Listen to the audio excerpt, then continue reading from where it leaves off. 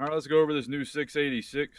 I set this up to be a varmint handgun for myself. This was tuned up by the same method I taught at Handgun Hunters competition, that evening class. Back when I was building custom handguns, I never had time to tune up my own stuff, so I had to come up with a quicker way to get it done. And here, lo and behold, here's what I came up with, and say I shared that knowledge at Handgun Hunters competition. I use all hand tools with it. It's done really quickly, and it works. And we're going to show that here, hopefully. I just got done zeroing on steel off the cuff here without paper and guessing at a velocity. So hopefully I'm close. It's the middle of hunting season for me now. I've already started elk hunting. I've already taken one elk, so I'm not doing a whole lot of target shooting at this point in time of the year. But basically, we got is a hand cut crown with a piloted tool, uniform cylinder throats, chamfered chamber mouths, and then a tuned up trigger. So what those do is a crown's the last thing that touches your bullet. That's the most important. It ensures that the bullet's leaving cleanly and going straight towards the target as intended. Uniform cylinder throats, that makes sure all the throats are the same size, so they're not smushing the bullet down different in each chamber as it's fired. And then a chamfered chamber mouths, just ease in loading. And then we have a trigger job done to it, which obviously that makes you more accurate. Hogue big butt grips, pretty much my standard on this double action guns. That's what I like to run. They fit my hand, and I like the pummel for resting it. Leopold dual dovetail mount. It was in the junk bin in the shop. And a Leopold 4X from the custom shop with a CDS turret on it. It's just a low profile quarter-minute angle turret. It'll help for out there in varmints. With the big game, I don't see a need for a turret on a revolver.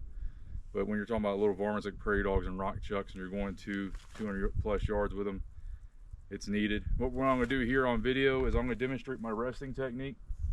I rest on a small shooting bag, like this Coltac here, or this Hollands, or there's various brands that make this little, basically 2-inch by 3-inch by 4-inch kind of bag.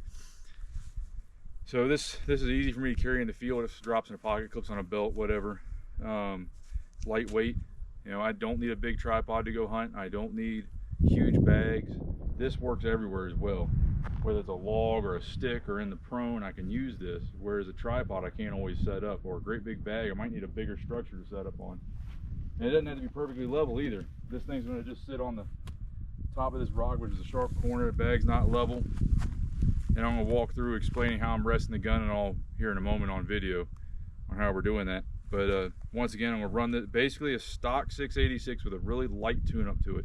Should be a pretty inexpensive tune-up to have done somewhere. I used to charge about $150 for the same thing, and it's gonna work. Now we're using that same 686, and what I'm gonna do is I'm gonna show how I support the gun in the field. And this could be in the prone, standing, whatever, any kind of support you got, logs, rocks, you know, prone position, whatever it may be.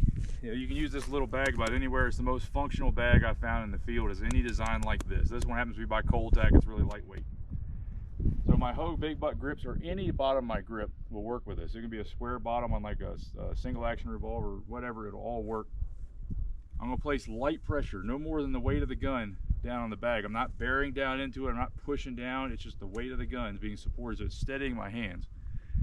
My form stays the same as freehand shooting. Nothing's any different. Same grip, same trigger pull, same hand placement. Just letting the weight of the gun rest on the bag, and I'm still holding my arms and everything the same way. Right here, we're going to take an 80-yard shot on a prairie dog steel. Same cycle, same motion of operations, everything.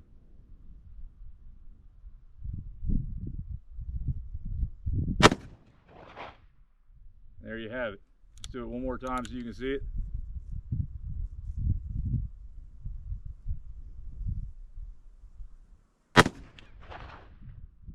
There we go. All right, 80 yards.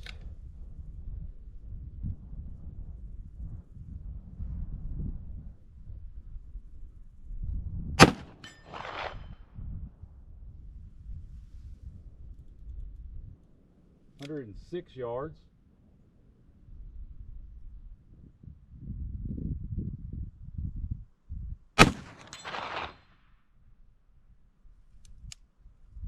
Go. 140 yards.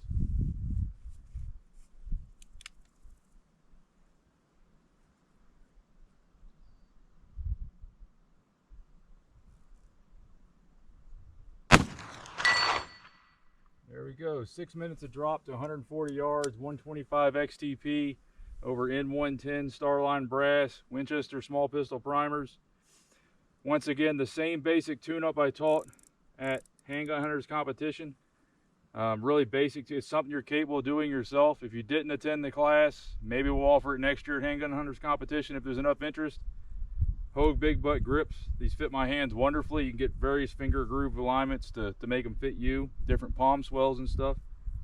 Small shooting bags. All that's really needed to shoot in the field under field conditions. And if you're packing in, you ain't carrying some giant tripod or whatever. This is it.